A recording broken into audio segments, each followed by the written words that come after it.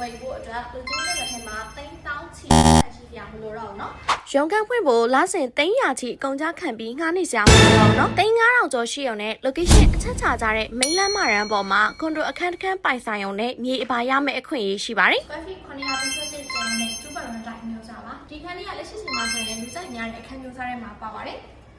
အခန်းပုံစံလေးကကြစ်ကြစ်လေးလေးရှိတယ်။ဝင်ချင်းမှာတော့ kitchen ရှိမယ်။ပြီးရင်သူ့ရဲ့ဒီဘက်မှာဆိုလို့ရှင်တော့အိတ်ခန်းတစ်ခန်းပါပါမယ်။အိတ်ခန်းတစ်ခန်းရဲ့ဟိုဘက်ဘေးပါဆိုလို့ရှင်တော့ကွန်မုံ3မှတ် တွိုင်းလည်းရှိပါမယ်။ကိုရိုင်းလည်းနေမယ်။ရုံးခန်းလည်းဖွင့်မယ်။ဒီလိုအခန်းမျိုးစားကကိုမနေပြလို့ပြန်ပြီးတော့ငှားစားမယ်ဆိုရင်တော့မှအငှားစိတ်ကွက်မှာဆိုရင်24သိန်းကနေ25သိန်းထိပေါက်တယ်။အကယ်၍ရုံးခန်းငှားမယ်ဆိုလို့ရှင်ပို့ပြီးတော့တောင်ဈေးရအောင်မယ်။ဆိုတော့အကယ်၍ကိုက investment တီးတန့်အတွက်ပဲစဉ်းစားထားတယ်ဆိုလို့ရှင်တော့ဒီအခန်းမျိုးစားကရွေးပြီးဝယ်ကိုဝယ်တဲ့နော်ကွန်ဒိုမာကတ်မှာလေ interview ရတဲ့အခန်းတွေ view ရန်ကောင်းတဲ့အခန်းတွေဆိုရင်3000နဲ့ချီပြီးတော့တန်ကြေးရှိတာဒါပေမဲ့ဒီမှာဆိုလို့ရှိရင်2ဘာရုံအမျိုးအစားတစ်ခုတောင်မှ3000ကျော်လေးနဲ့ရတယ် view ကလည်းအရန်လှတယ်ဒီလို main location အချက်ချကြပြီးတော့မျက်နှာစာတန်းမှာရုံးခန်းသာဖွင့်နိုင်မယ်ဆိုရင်ကိုယ့် company ရဲ့ image တစ်ခုလည်းတက်စေမယ်ဘာလို့ကြိုက်များရတာလဲဆိုရင် interview ခန်းကိုဝယ်ဖို့အတွက်လူချင်းတွေလက်ထဲမှာ3000ချီတက်ရှိကြမလို့တော့နော်ဘာဖြစ်လို့လဲဆိုတော့ဒီလိုအခန်းမျိုးစားကို5000ကျော်6000လောက်ကနေစပြီးရောင်းချပေးသွားမှာဖြစ်ပြီးတော့